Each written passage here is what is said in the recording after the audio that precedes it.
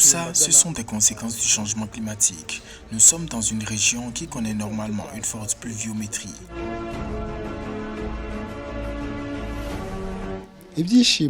La vie continue, même après les pires tragédies. Quand Dieu préserve votre vie, c'est qu'il y a une raison.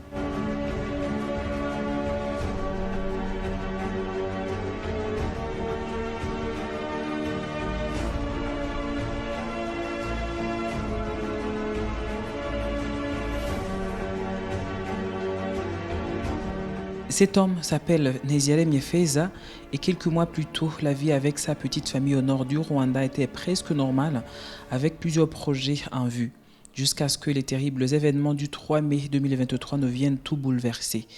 Aujourd'hui, Feza vit seul avec son fils de 9 mois. En l'espace de quelques mois, Feza maîtrise parfaitement l'art de prendre soin d'un bébé et pour cause, sa femme a été emportée par les inondations.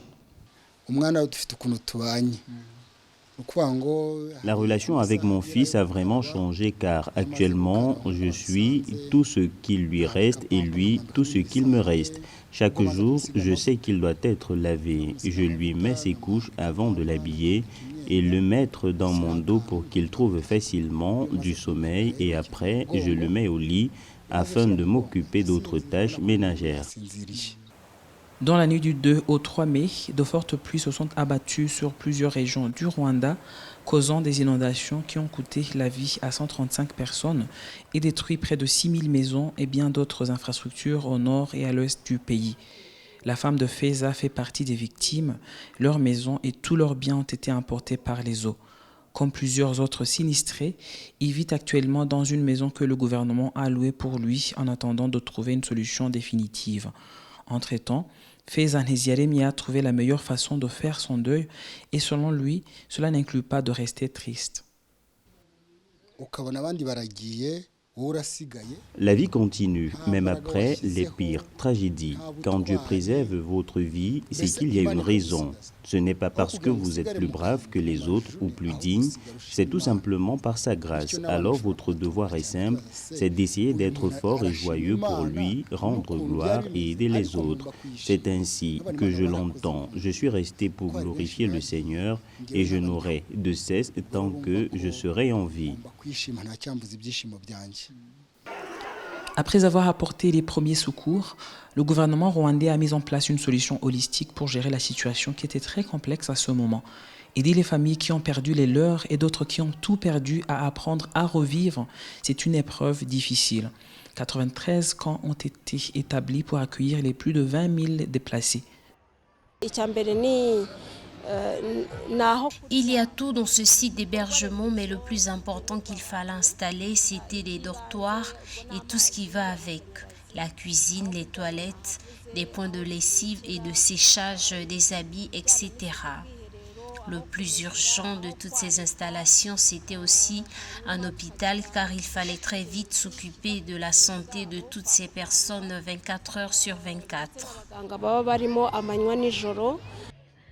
Actuellement, tous les camps ont été fermés et les gens ont été provisoirement installés dans des maisons de location.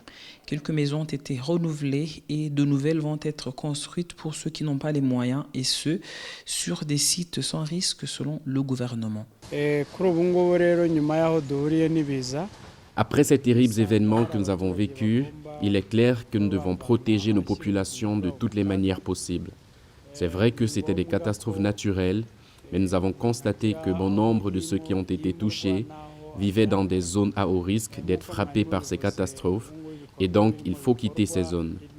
De nouveaux sites ont été identifiés pour relocaliser tous ceux qui étaient ou qui sont toujours dans ces zones risquées. Pour le moment, les autorités rwandaises essaient de trouver des solutions à plusieurs problèmes à la fois. D'abord, le problème de relogement des sinistrés qui n'ont pas les moyens dans nos nouvelles maisons et loin des risques d'inondation. Et ensuite, convaincre les habitants des zones dites à haut risque d'évacuer pour éviter des prochaines catastrophes. Chaque maison qui est marquée de ce signe en forme de X doit être démolie et c'est là tout le problème. Franchement, on ne comprend pas cette histoire d'évacuation. Nous, on vit ici, dans nos champs qu'on cultive pour survivre. Comment on va faire si on nous emmène loin de chez nous? Par exemple, j'habite tout près d'ici. Une partie de ma maison a été détruite. J'aimerais seulement qu'on m'aide à la rénover et que je puisse rester et continuer ma vie ici.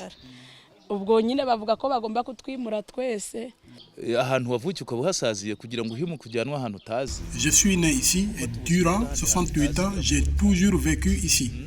C'est très difficile de m'imaginer vivre ailleurs qu'ici et je ne trouve pas que ce soit la meilleure solution pour moi.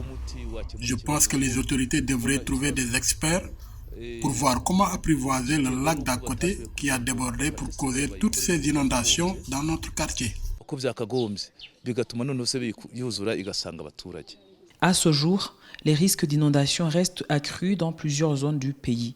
Les spécialistes continuent de sensibiliser sur les causes de cette catastrophe survenue dans la nuit du 2 au 3 mai 2023.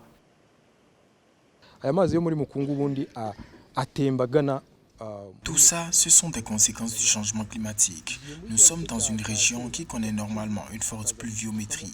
Les eaux d'une des rivières qui ont débordé se versent dans la mer Méditerranée, tandis que celles de l'autre se versent dans le lac Kivu, qui à son tour va jusqu'à l'océan Atlantique. Les deux côtés ont connu de fortes pluies causées par un même processus venu de l'océan Indien et de l'océan Atlantique. Selon les données collectées dans certaines zones, les eaux atteignent jusqu'à 12 mètres de hauteur avec une vitesse de 50 mètres par seconde.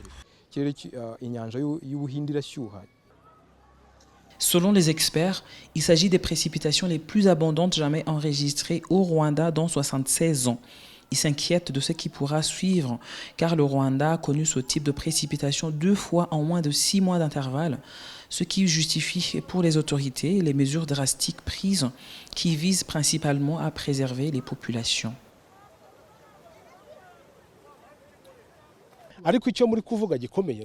Après ces catastrophes, nous devons faire très attention. Nous devons nous assurer que les nouvelles infrastructures tiennent compte des recommandations des experts, à commencer par les maisons des populations.